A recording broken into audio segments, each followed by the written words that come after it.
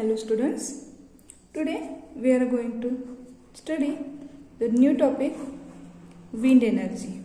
First we will see what is wind. Wind means, as we know, air is all around us but we cannot see it. We can feel it as it moves. Means what? Movement of air molecules on a large scale is what? Wind. Movement of air molecules on large scale is nothing but wind. Sun is mainly responsible for creation of wind. But how? Let's see. Sun, this is sun. Sun rays heated the earth's surface every day but unevenly. Air present above the land, let's diagrammatically see. Consider this is ocean or river, this is land,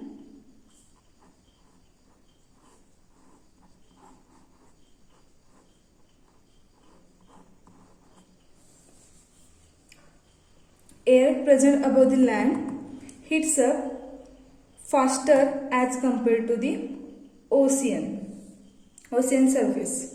As a result, creation of different air pressure. Due to this, different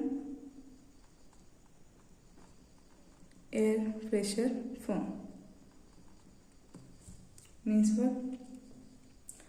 The heated air above the land expand and rises up. Consider these are warm air, begins to cool as it rises. Then cooler air from ocean rushes in and take its place. This air, warm air, flows to cooler air, means towards the ocean surface. Then this cooled air sinks, which are more dense, and wind blows from cooler water to warm. This total phenomena is called sea breeze. Exact opposite to sea breeze, there is another phenomena which is called land breeze. This phenomena is happening in daytime and this phenomena happen in night time. In this land breeze phenomena, temperature on land, or there is no warm air, making ocean relatively warmer than land. Hence, air above the ocean expand and rises up. This exact phenomena happen in exact opposite phenomena happen in land breeze. Wind energy, there is another one phenomena is responsible for wind.